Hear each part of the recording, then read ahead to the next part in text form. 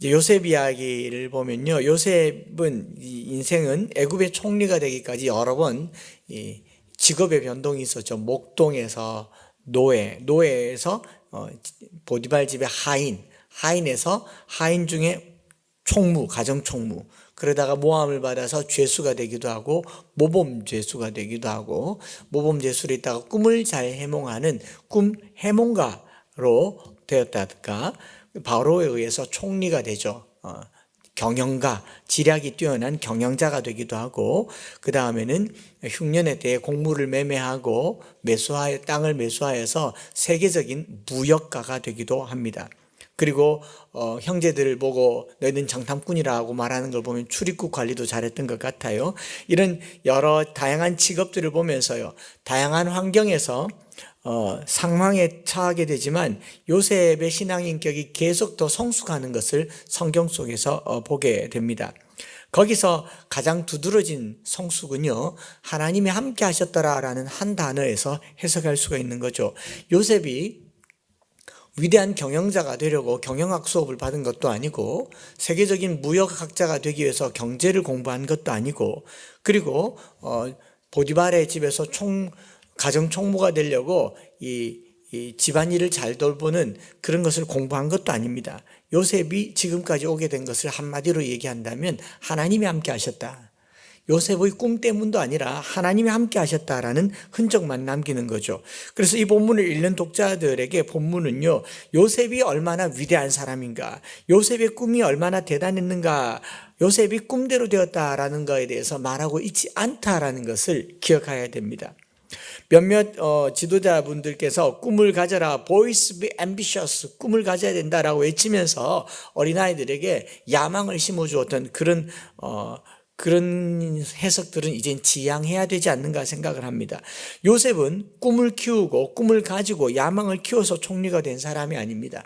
요셉의 꿈은 말하는 순간부터 형제들에게 무시당했으며, 꿈은 입 밖으로 내는 순간부터 외면당했고 번번이 물거품이 되었고요, 심지어는 노예에서 종으로, 죄수로 팔려가기까지 인생은 나락으로 떨어졌습니다. 그런 요셉을 그 꿈대로 되게 하시는 한 요소가 있다면 하나님이 함께 하셨다. 하나님이 요셉과 함께 하심에 그가 하는 일에 범사에 형통하였다.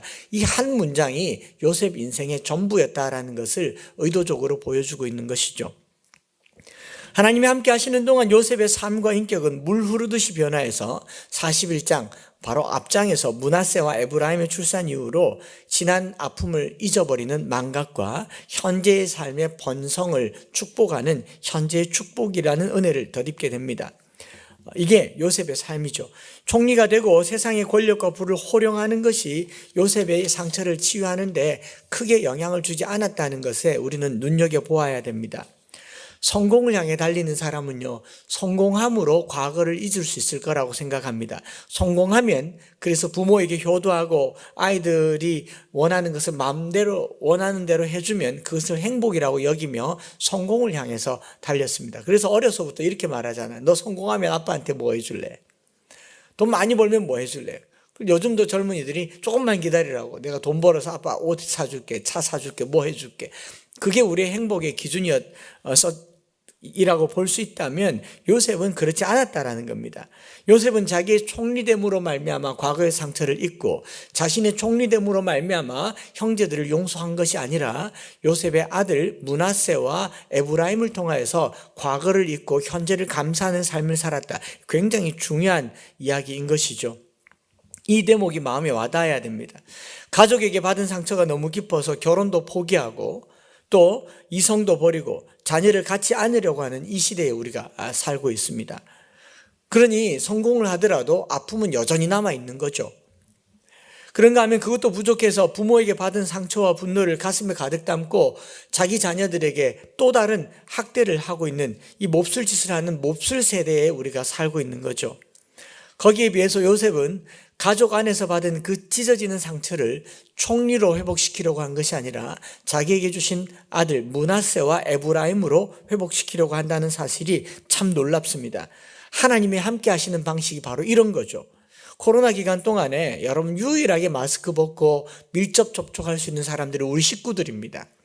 코로나 기간 동안에 가족들과 함께 있는 동안 가정 안에 상처가 치유되고 회복되고 가정의 소중함을 발견하는 저와 여러분들 되시기를 축복합니다. 이게 어떻게 보면 하나님께서 우리에게 주신 사회적으로는 거리를 두지만 가정적으로는 밀접하라, 그런 말일 수도 있지 않겠는가 생각을 하는 거예요. 이제 창세기 37장에서 시작된 요셉 이야기는요, 총리가 된 요셉, 여기까지 오고 나서 이제 독자들의 시선을 총리에게 찾아오는 요셉의 형제들에게로 돌리게 합니다. 지금까지는 총리가 된 요셉에게 모든 내러티브가 집중되고 있다면 이제부터는 총리에게 찾아오는 그 10형제들에게 관심을 갖게 합니다. 여기서부터 44장까지 이어지는 형제들과 관련된 이야기를 통하여서 창세기 성경 저자는요, 주인공이 어떤 한 특정 인물이 아니라 인물을 다루시는 하나님을 보라라는 것을 알게 됩니다. 어떤 인물의 위대함이 창세기에는 한 곳도 부각되어 있지 않습니다. 오히려 한 사람 한 사람을 다루는 하나님의 손길과 방법을 볼 수 있게 해주는 것입니다. 특별히 창세기는 그렇습니다. 창세기의 신앙 위인, 신앙 인물이라고 할 수 있는 사람은 한 사람도 없다라는 것을 전제에 깔 때 하나님을 볼 수 있게 되는 겁니다. 아브라함처럼, 이삭처럼, 야곱처럼, 요셉처럼 이라고 말하는 순간 하나님은 온데간데 없고 우리는 사람을 롤모델 삼게 됩니다. 아브라함을 아브라함 되게 하시는 하나님, 야곱을 야곱 되게 하시는 하나님, 요셉을 요셉 되게 하시는 하나님을 발견하는 저와 여러분들 되시기를 바랍니다. 그래서 창세기에 나와 있는 이 사람들은요, 따지고 보면 형편없는 무명의 사람들이죠.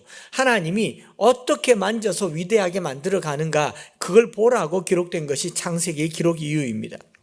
창세기는 세상을 창조하신 하나님이죠.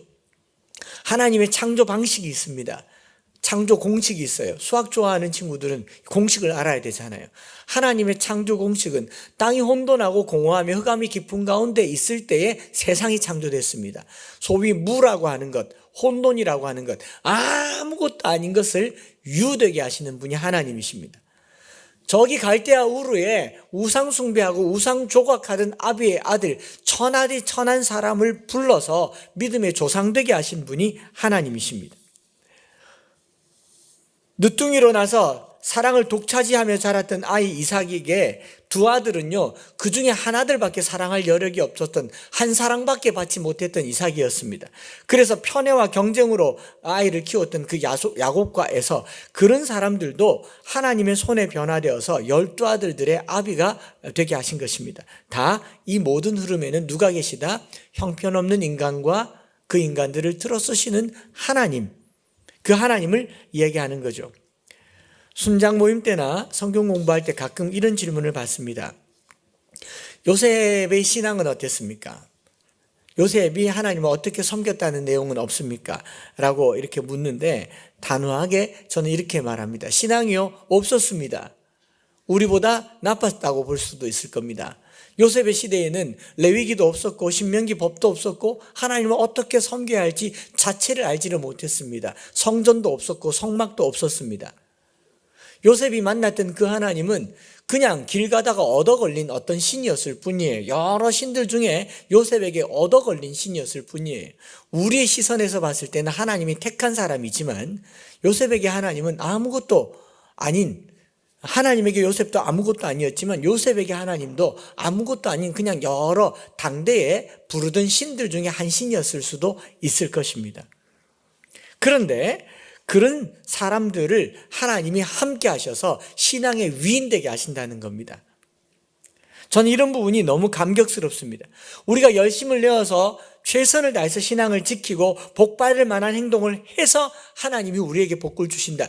지금처럼 예배를 사수하자, 성전을 지키자, 행정명령을 거부하고 예배당을 쳐들어가서 예배를 지키는 이런 행위를 하나님이 기뻐하셨더라면 저와 여러분들은 지금 예배당으로 다 나와야 돼요. 그러나 이런 상황 속에서도 교회를 나올 수 없음에도 불구하고 우리의 초라함과 이 형편없음에도 불구하고 찾아오시는 하나님을 경험하시기를 바랍니다. 우리가 찾아가서 하나님을 만나기 전에 하나님이 먼저 오셨고요. 하나님이 먼저 우리의 삶의 주인 되셨다는 사실, 이게 창세기 이야기의 전부인 거죠.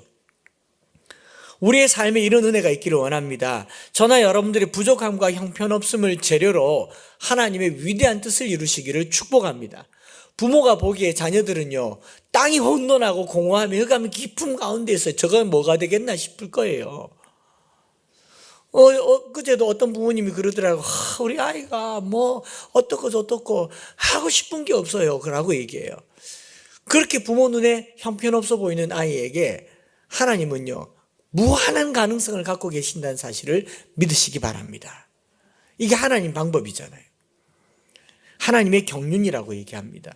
특별히 우리 부모님들은요, 자녀들을 볼 때마다 부모의 계산이 아닌 하나님의 기대를 담아두시기를 축복합니다. 보세요. 이 뭐 될 만합니까? 졸잖아요, 벌써. 누구라고 말 안 했어요. 아무도 몰라요. 어른인지 아이인지 아무도 몰라요. 하나도 실망스럽지가 않습니다. 하나도 속상하지가 않아요. 왜냐하면 하나님이 함께 하시니까. 하나님이 그 속에 있으니까. 여러분, 사람 참 잘 안 바뀐다고 하잖아요. 그런데 그런 사람 참 잘 바꾸시는 분이 하나님이십니다. 크게 아멘 하십시다. 그게 아멘이죠. 사람 안 바뀌어요. 세상 급변하고 환경이 바뀌는데 사람은 본성에서부터 잘 안 바뀌어서 몇십 년 만에 만나서 하는 첫인사가 뭡니까? 와, 아니 하나도 안 바뀌었네 이래 말하잖아요. 안 바뀌긴 뭐가 안 바뀌어. 늙어가지고 일어날 때마다 끙끙거리고 아구구 아구구 하고 왔는데, 근데 안 바뀌었다 그래요. 안 바뀝니다. 그런데 그런 안 바뀌는 인생을 참도 잘 바꾸시는 분이 하나님이십니다. 창세기는요, 믿음의 조상이라고 불리는 선조들을 어떻게 변화시키는지에 대한 과정의 기록이고 그 주체가 하나님이라는 것을 알려줍니다. 하나님은 물을 유되게 하시고요, 살을 생으로 만드시고 빈을 부로 만드시고, 뭔 말인지 아시죠? 그러나 반대도 되게 하시는 분이 하나님이십니다. 아브라함을 아브라함 되게, 사레를 사라 되게, 야곱을 이스라엘 되게 하시는 분이 하나님. 철없는 고자질쟁이 요셉을 지혜로운 애굽의 총리로 만들어 가시는 분이 하나님이십니다.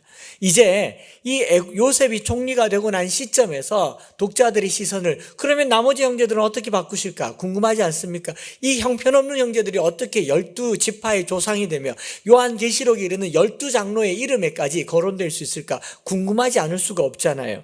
그들의 변화의 과정을 성경은 기록하고 있는 내용이 42장부터 44장까지입니다. 그러므로 독자들은 하나님께서 요셉의 나머지 형제들을 어떻게 만지실까에 관심을 두고 이 본문을 읽으면 훨씬 더 이해가 잘 될 것이다 생각을 합니다. 이제 성경 말씀으로 돌아가서요, 41장 끝에 이 애굽의 흉년이 들었고, 국가적인 흉년은 애굽에만 국한되지 않고 각국 백성들에게도 기근이 심했다. 41장 57절에 기근이 온 세상에 심함이었더라로 마무리되고 있습니다. 그러면서 42장 1절로 넘어와서 이제 애굽에서 가나안 땅으로 위치가 바뀌죠. 야고보의 집에도 흉년이 몰아닥친 상황을 말합니다. 시선은 애굽에서 가나안으로 옮겨지고 야곱 가족의 11아들을 포함해서 모든 식구들이 70명이잖아요. 이 70명의 가족에 기근이 몰아닥쳤습니다. 여러분, 7명이 먹고 살기 어려운 지금 상황에서 70명이 먹고 살려면 한 끼가 무서울 겁니다. 그렇죠? 70명이니까. 식술이 어마어마하니 이때는 가족이 서로에게 부담되죠. 먹는 거는 굉장히 그렇습니다. 제가 어떤 자료를 보니까 먹는 것 때문에 기근이 오면 정말 참 묘한 장면이 벌어지는데, 그 중에서 그때 제일 큰 희생자가 누가 되느냐? 부모님이 된대요. 우리 가난하던 시절에 고려장이라는 걸 했습니다. 어른들을 내다버렸어요. 어차피 먹어도 힘을 쓰지를 못하니 버렸습니다. 이게 우리나라에만 있는가? 안 그렇더라고요. 저기 에스키모인들은, 북극에 있는 에스키모인들은요, 먹을 게 없으면 어른들이 제일 연장자가 가만히 나가서 안 들어온답니다. 가만히 나가서 죽는데요. 또 이 설교 듣고 노인 되신 분들 집 나가고 그러시면 안 됩니다. 그러시면 정말 안 됩니다. 그만큼 이제 큰 기근이 왔다는 거죠. 100세 넘은 아버지가 이 40세도 더 넘은 아들들을 보고 이제 정말 한탄하고 있는 거죠. 1절에 보면 이렇게 되지 않습니까? 야곱이 애굽에 곡식이 있음을 보고 아들들에게 이르되 너희는 어찌하여 서로 바라보고 있느냐. 최소 40이 넘은 장년층들인데 그 아버지 그늘 아래 서로 바라만 보고 있는 겁니다. 서로 바라만 보고.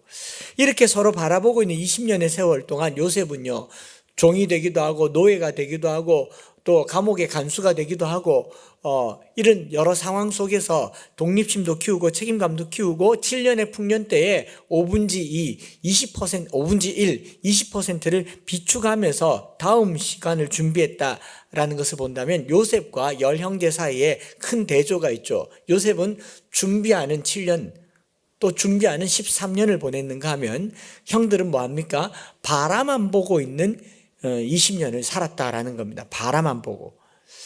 우리 아이들은 모르겠지만 옛날 어른이 부르는 노래 중에 그저 바라만 보고 있지, 그저 속만 태우고 있지. 그 다음 노래 아시죠? 늘 속삭이면서도. 춤을 춰야 될 것 같은 느낌이죠. 바라만 보고 있는 거예요. 바라만 보고. 저는 코로나가 언젠가는 끝나겠지만 코로나가 끝나고 나면요, 두 부류의 사람들로 구별되지 않을까 싶습니다. 코로나가 끝나기만 바라만 보고 있었던 사람들과 코로나가 끝날 때에 세상의 판에 부각되는 준비된 사람들이 있을 거라고 생각해요. 누군가는 이 위기의 시기에 어디선가 5분의 1을 비축하면서 시간을 비축하고 정보를 비축하고 지식을 비축하고 물질을 비축하여서 미래를 준비한 사람들이 코로나가 끝나면 부각될 것이라고 생각합니다. 그때가 오면 우리는 이미 늦은 거예요. 그때를 보면 이미 늦은 거죠. 그 시기에 자기를 개발하고 자기를 준비한 20%의 사람들이 있지 않을까 생각을 합니다. 그것을 보는 사람들이 이미 늦었을 겁니다. 오늘 본문 42장 1절에 어찌하여 서로 바라만 보고 있느냐라는 말이 가슴에 깊게 들리는 이 코로나의 시간들이 되시기를 바랍니다. 눈만 뜨면 확진자의 숫자를 해고 있고 눈만 뜨면 정부의 지침과 방침을 보고 있고 거기에 따른 대응책만 세우느라고 정신없는 우리의 삶 속에요, 성령께서 말씀하실 겁니다. 어찌하여 서로 바라만 보고 있느냐. 저와 여러분들은 코로나가 끝나기만 바라본 시간이 1년입니다. 그러지 않습니까? 2주 후면 대면으로 옮겨갈 것이라고 하지만 그건 모르는 이야기예요. 딱 1년 전에 2주간 비대면 하기로 했었습니다. 그게 2달이 되고 그게 1년이 됐습니다. 2주 후에 또 다른 변종이 나올 수 있고 지금 백신이 변종 바이러스에는 아무런 효과가 없다는 말까지 나옵니다. 어떡하실 거예요? 계속 바라만 보고 있을 수 있습니다. 기다리면 괜찮을 것이라는 막연한 기대가 멀어지고 이제 서서히 이제부터 준비하는 교회나 목회자들 늦을 수도 있습니다. 아직 늦은 것은 아니지만 바라만 보고 있지는 마십시다. 끝나기만을 기대하고 가만히 있지는 말자는 거예요.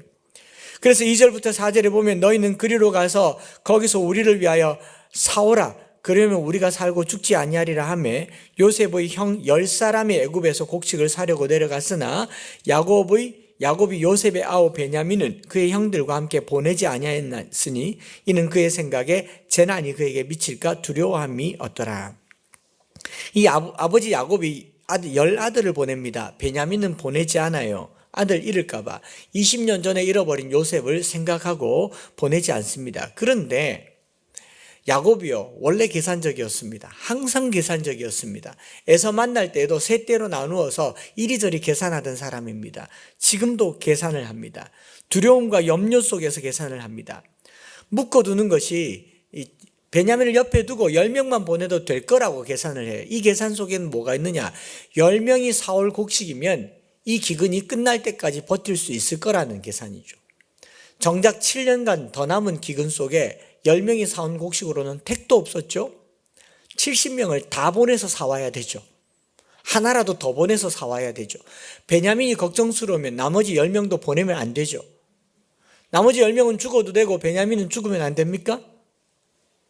나중에 야곱이 본문 이 42장 끝절에 보면 시므온이 붙잡힌 걸 보고 안타까워는 합니다. 그러니 한 아들도 지금은 이러면 안 되는 상황이라면 베냐민을 묶어두는 것은 크게 의미가 없습니다. 야곱의 머릿속의 계산은요, 지금 기근은 10명만 가서 사와도 될 거라는 아니란 생각이었습니다. 혹은 7명만 가서 사와도 될 것이라는 아니란 생각이었어요. 그러니 조금만 보낸 거죠.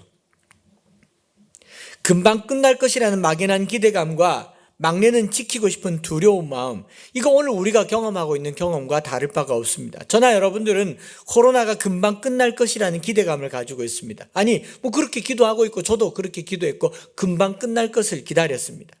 그러면서도 우리는 급변하는 세상에서요, 내가 가진 것을 잃지 않으려고, 그것을 좀 더 키워보려고 엉뚱한 곳에 투자하죠. 젊은 사람들이 비투, 영투 그 투자를 합니다. 왜요? 금방 끝날 테고 그때 끝날 때 반사이익으로 차익을 노려보자.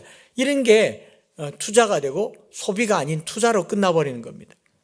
심지어는 대출을 내어서 그걸로 주식과 부동산에 투자를 합니다. 소상공인 대출을 내어서 그 대출 왜 냈어요? 쓰라고 준 거예요. 투자하라고 준 거 아니에요. 야곱이 베냐민을 잃어버릴까 봐 두려워서 걔를 묶어두는 거예요. 우리는 스스로 돌아봐야 됩니다. 금방 끝날 것 같지 않다는 전문가의 말 때문에 아니라 이 끝나도 끝난 게 아닐 겁니다. 또 다른 뭐가 시작될 겁니다. 세상은 바뀔 거고요.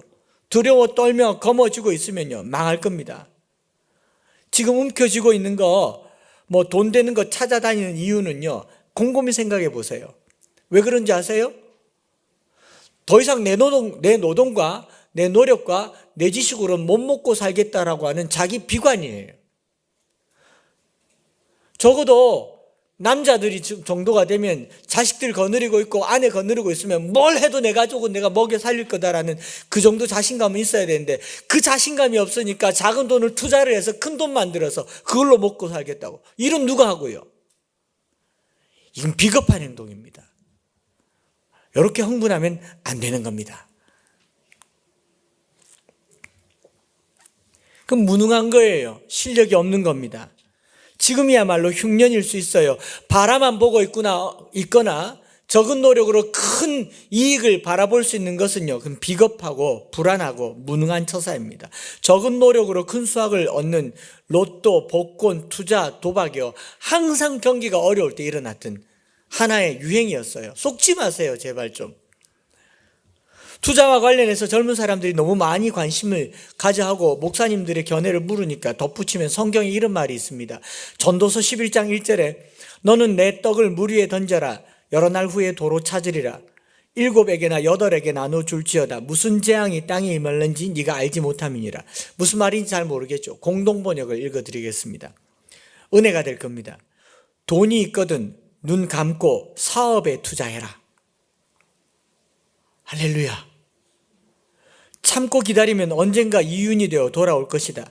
세상에는 어떤 불운이 닥쳐올지 모르니 투자하더라도 대여섯 몫으로 나누어 하라.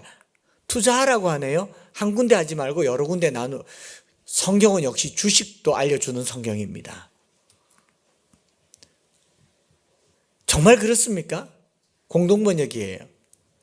현대인의 번역 성경을 읽어볼게요. 너는 물질을 후하게 나누어 주어라. 언젠가는 그것이 너에게 되돌아올 것이다. 되도록 많은 사람에게 나누어 주어라. 이 땅에 무슨 재난이 일어날지 알 수가 없다. 원래 내 떡을 물 위에 던지라라는 말은 이집트 속담에서 나온 거예요. 홍수 때 씨를 뿌려라. 물이 범람할 때 씨를 뿌리면 씨가 흘러 내려가다가 물이 얕은 곳에, 거기가 비옥한 땅이니까 내려가서 싹을 맺는다, 이 말이에요. 그럼 그 땅에 사는 사람이 복을 얻는 거예요. 내가 얻는 게 아니에요. 뿌려두면 그 땅이 복을 얻고 그 땅의 이 간접 이득을 내가 얻는 겁니다. 그건 투자 아닙니다. 그래서 새 번역에 좀 더 원문에 가까운 번역을 보면요, 돈이 있으면 무역에 투자하라. 여러 날 후에 너는 이윤을 남길 것이다. 이 세상에서 내가 무슨 재난을 만날지 모르니 투자할 때 7과 8로 나누어서 하라. 이렇게 되어 있습니다. 무역이란 말은 뭐예요? 눈을 넓혀서 가난한 나라, 어려운 나라, 힘든 나라, 베푸는 걸 얘기합니다. 투자라는 말에 얼미 던질 투자를 쓰잖아요. 던지는 거, 자본을 던지는 겁니다. 그거는요, 미래를 만드는 선행의 동기에서 진행되는 겁니다. 즉 독지가나 자본가가 젊은 사업가에게 전도 유망한 사업자를 밀어주기 위해서 투자를 하는 거예요. 그 말은 돈을 잃어버려도 괜찮아요. 그 사람의 정신에 돈을 내는 거기 때문에. 이익을 바라보고 하는 게 아니다라는 말입니다. 그래서 투자금을 회수하거나 이렇게 하기가 어렵습니다. 빌려준 돈이 아니기 때문에. 여러분 동업을 하면서 투자해라 해서 받은 돈은 준 돈 돌려받기도 어려워요. 빌려준 돈이 아니기 때문에. 손실이나 투자금을 날아가는 것을 감내하는 게 투자입니다. 투자. 제가 왜 이렇게 진지하게 얘기를 하느냐. 이거 사행심이라는 거죠. 자, 여러분들에게 물어볼게요. 여러분들은 다른 사람들의 사업을 투자할 만큼 독지가이십니까? 그 돈을 날려버려도 괜찮을 만큼 여유가 있으십니까? 그것도 안 되면서 좀 속되게 말하게 뭣도 없으면서 그런 걸 하는 건요, 사행심이고 무능한 짓입니다. 야곱이 10아들 보내고 베냐민을 남겨둔 것은 바로 그건 거예요. 10아들을 다 잃어버릴 수 있지만 베냐민만은 챙기겠다. 이거잖아요. 투기예요, 투기. 성경은 투자 전문 서적은 아니지만 경제의 관에 대해서 분명하게 말합니다. 코로나 시기를요, 바라보고만 있으면 두려움이 생기고요. 그 두려움 속에 뭘 하면 내가 적게 노력하고 많이 얻을까 생각하게 됩니다. 그는 성경적일 수도 없고 성경적이지도 않습니다. 이렇게 말씀드리고 싶어요. 자신에게 투자하고 미래에 투자하고 이웃에게 투자하시기를 바랍니다. 가난한 곳에 투자하시기 바랍니다. 젊은 사람들에게 투자하시기 바랍니다. 장학 사업에 투자하시기 바랍니다. 구제 사업에 투자하시기 바랍니다. 이때 아멘 하시기 바랍니다. 그죠? 성경 보고 독서하고 공부하고 자기 개발하고 소비하는 것. 제가 착한 소비, 착한 건강, 착한 경제, 착한 환경, 코로나가 끝나기까지 바라만 보고 있으면 아무것도 안 되겠지만 그때까지 우리의 20%는 착한 일에 쓰임받기를 원합니다. 시간의 20%, 물질의 20%, 삶의 20% 한번 그렇게 해보자라는 거죠. 착한 그리스도인으로 살기 로마서 12장 암송 실천 프로젝트를 페이스북에 걸었더니 여러 곳에서 좋은 반응과 댓글들이 있더라고요. 저 모교의 은사이신 장로님은 카톡으로 이렇게 오셨어요. 한 목사님, 행정명령보다 더 무서운 말씀 명령을 내렸어요. 로마서 12장 암송. 우와, 신선한 충격입니다. 그리고 질문이 이렇게 왔습니다. 이런 경우 성도들은 몇 프로나 따라오나요? 제가 이제 질문에 대답을 해드려야 됩니다. 순별로 대답을 받도록 하겠습니다. 얼마나 하고 있는지, 얼마나 실천하고 있는지 밴드에 댓글로 올려주시기 바랍니다. 말씀을 쌓아두십시다. 코로나가 끝나면 우리에게 쌓아둔 말씀이 이 흉년을 살릴 겁니다. 또 미국의 한 분 권사님께서는 이렇게 댓글 올려주셨어요. 목사님, 너무 좋습니다. 제가 있는 뉴저지 김치 파는 곳 중에 한 곳은 자기 통을 가져가면 좀 더 주시는 곳도 있고요. 원래 팁은 10%인데 15%로 팁을 주시는 곳도 있고요. 외국 사람들은 더 주시기도 해요. 선한 문화는 잘 번져나갈 수 있습니다. 가급적이면 배달앱보단 직접 가서 구입하고 일회용 용기를 쓰라고 하니까 또 라이더들이 일자리를 잃을까 봐 걱정하니까 제가 거기다가 하나를 더 붙이려고 합니다.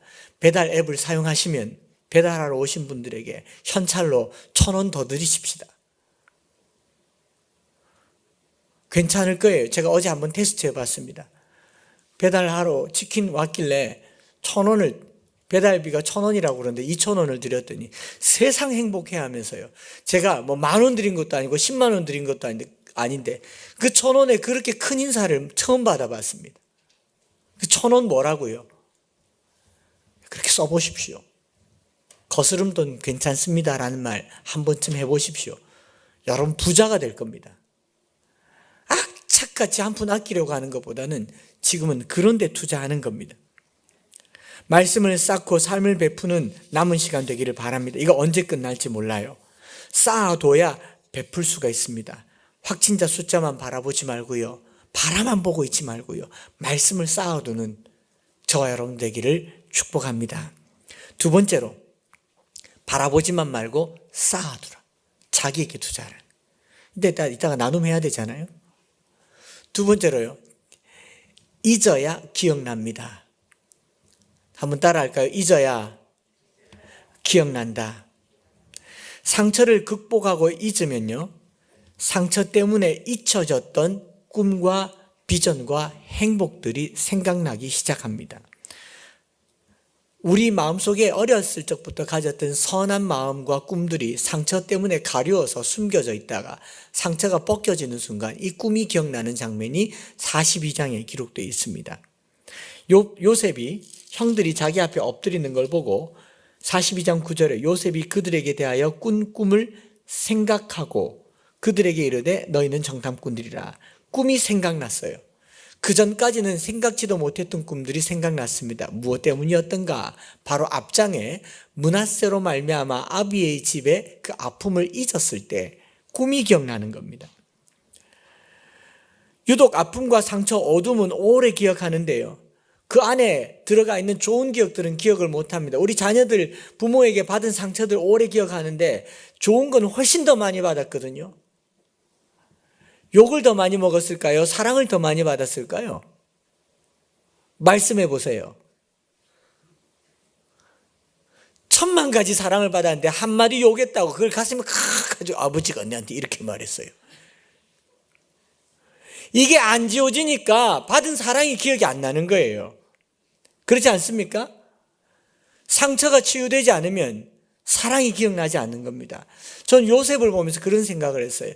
요셉이 꿈을 평생 가지고 살았던 사람이 아닐 겁니다. 그러면 비관스러워서 견딜 수가 없어요. 어떻게 감옥에서 그래도 나는 꿈이 있어, 꿈을 포기하지 말자, Dream comes true, 이런 말을 하고 살지 않았을 거예요. 다 잊었을 거예요. 상처 때문에. 그런데 상처가 지워지고 나니 좋은 기억이 살아나더라라는 겁니다. 그래서 말씀을 묵상해 보니 우리 안에 좋은 기억들이 살아나는 지점이 바로 치유되었다라는 거예요.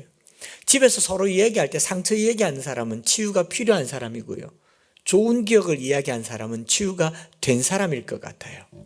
그래서 가급적 좋은 이야기 많이 하고 좋은 기억들 많이 떠올려내는 이 코로나의 시기가 되었으면 좋겠습니다. 금요일마다 황윤선 목사님 오셔서 같이 두 남자, 두 목사 이야기 이렇게 하는데, 그 금요 기도회도 좋지만 마치고 나서 뭐 어디 갈 데도 없고 목양실에 앉아서나 저희 집에서나 새벽 1시, 2시까지 두런두런 이야기하는 그 시간이 이제 참새 방앗간이 돼서 서로 이러면 안 되는데 집에 가야 되는데 그러면서 저희 집에 오고, 부르면 안 되는데 그러고 어느덧 우리 집에 불러와 있고, 그렇게 금요일을 보내는 게 벌써 이제 시간이 꽤 많이 지났단 말입니다.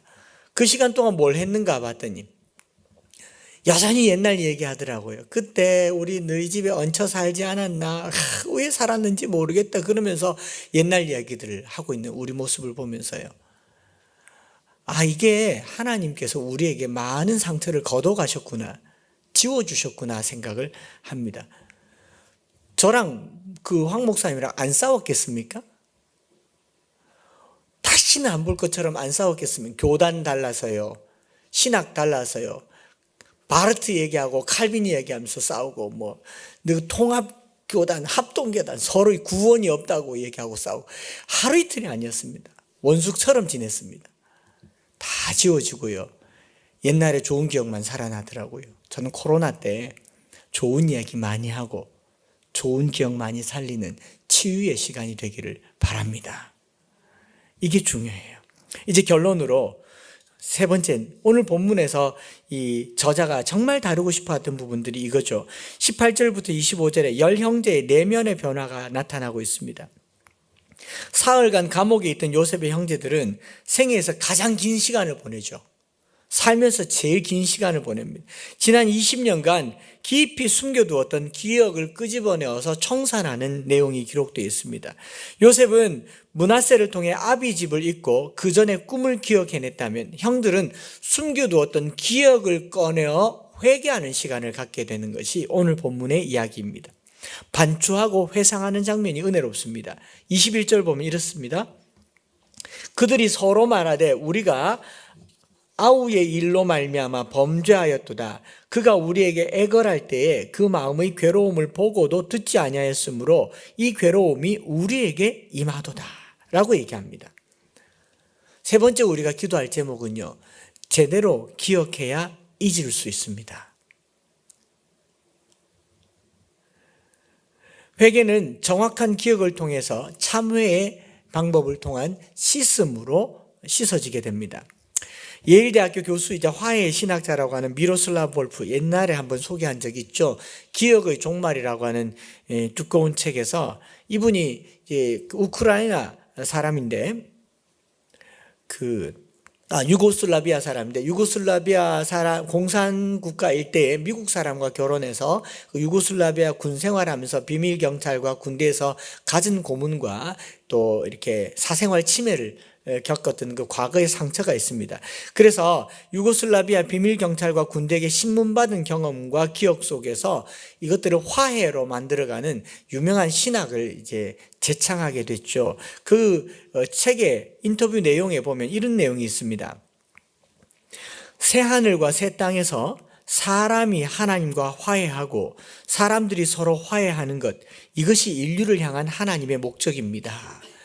중요한 말을 했죠. 오늘 본문은 요셉과 열 형제들이 화해하는 장면이에요. 이 화해하는 장면에 베냐민이 없다는 것도 놀라운 섭리죠. 그렇지 않습니까? 베냐민은 요셉을 팔지 않았거든요. 정작 요셉에게 직접적인 가해를 했던 10명만 딱 온 거예요. 요셉과 이 열 형제와 베냐민, 요셉이 화해하는 건데, 이 화해는 미로슬라브 볼프라고 하는 사람 표현에 의하면 이 화해는 인류를 향한 하나님의 목적이라고 얘기하는 거예요. 이 장면이 너무너무 중요한 장면이죠.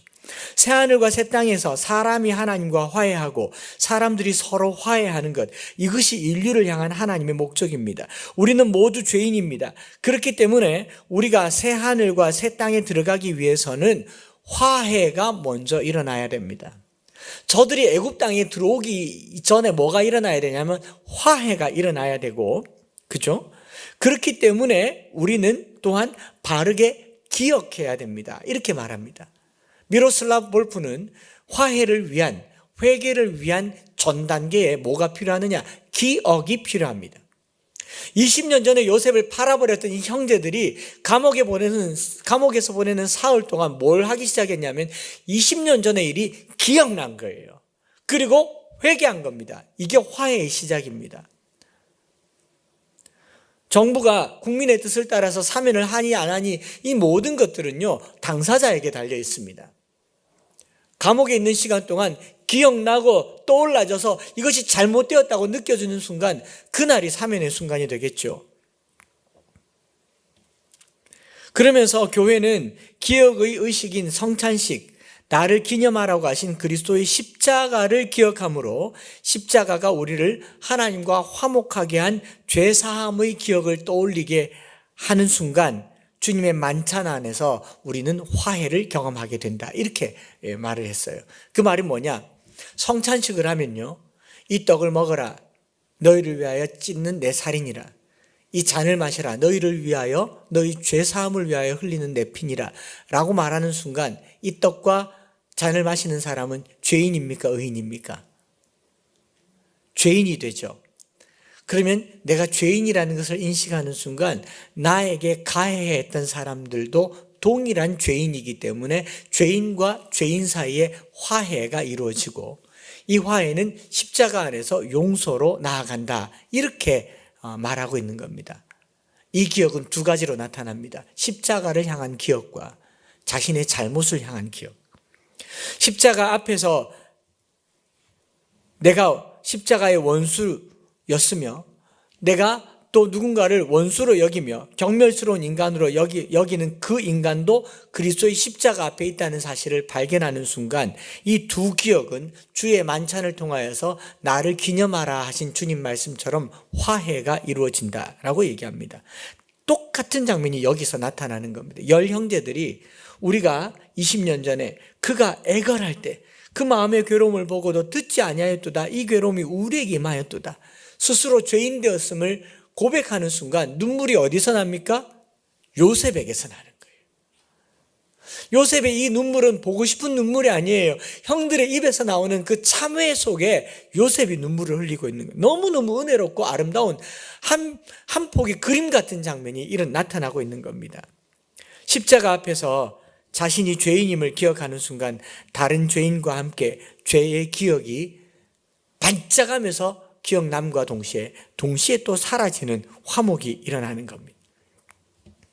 감옥에서 사흘 동안 10명의 형들은 자신의 죄를 기억하였고 요셉은 그들의 기억을 자신의 눈물로 지웠다라는 겁니다. 오늘 이 시대에 진정한 용서와 화해는요, 잘못했다고 말하지도 않는데 내 용서해 줄게 이렇게 용서되는 것도 아니고, 정확하게 기억하는 순간 내게 있어서 용서의 눈물이 흘러지는 것, 이것을 우리는 화해라고 하고, 이 일은 그리스도의 십자가 앞에서만 가능하다라는 겁니다. 그래서 우리가 남편들이나 특별히 시어머님이시나 시댁 어른들이 왜 꼭 마지막 순간에 죽기 전에 며느리 불러서 하는 말이 있잖아요. 미안하다. 그동안 내가 네 사랑했다. 그러면서 화해가 일어나는 거 아닙니까? 기억을 다 하셔야 될 텐데 말입니다. 저는 말씀 마칩니다. 학대하는 부모님들의 모습을 보면서요, 저걸 보고 분노하면 화해는 일어나지 않습니다. 용서도 일어나지 않습니다. 학대하는 부모의 모습을 보면서 내 안에 학대하는 내 자아가 이 기억이 되살아나야 됩니다. 누군가가 어그러진 삶을 사는 걸 보면서 내 안에 어그러진 삶이 기억나야 회개와 용서와 화해가 일어나는 겁니다. 자비를 경험하게 되는 겁니다. 분노하거나 또 분노하는 사람들을 보면서 박수치고 동조하기보다 내 안에 분노의 기억이 살아나서 십자가 앞에 그것을 꺾어 놓을 때 진정한 죄사함과 용서, 화해가 나타나는 겁니다. 그리스도의 십자가 앞에서 우리가 죄인이라는 것을, 우리가 죄인이 될 때, 죄인이라는 것이 기억날 때 비로소 과거는 지워지고 새로운 삶의 변화가 시작될 수 믿습니다. 우리의 기억이 아니라 기억을 지우시고 새로운 기억을 만드시는 하나님을 한 주간 경험하시기 바랍니다. 하나님이 요셉의 아픈 기억은 지우시고요, 행복한 꿈의 기억을 살리셨고, 형제들의 잘못된 기억을 끄집어내어서 요셉의 눈물로 씻으셨습니다. 이게 한 폭의 그림 같잖아요. 이걸 누가 그림으로 그린다면 너무너무 은혜로울 것 같아요. 결국 타인의 목마름을 보면서 내가 목마른 것을 깨닫고요, 타인의 죄를 보면서 나의 죄를 깨닫고, 그러면 우리 모두가 십자가를 향하여서 나아갈 때 이게 우리에게 은혜가 될 것이라고 그림이 있습니다.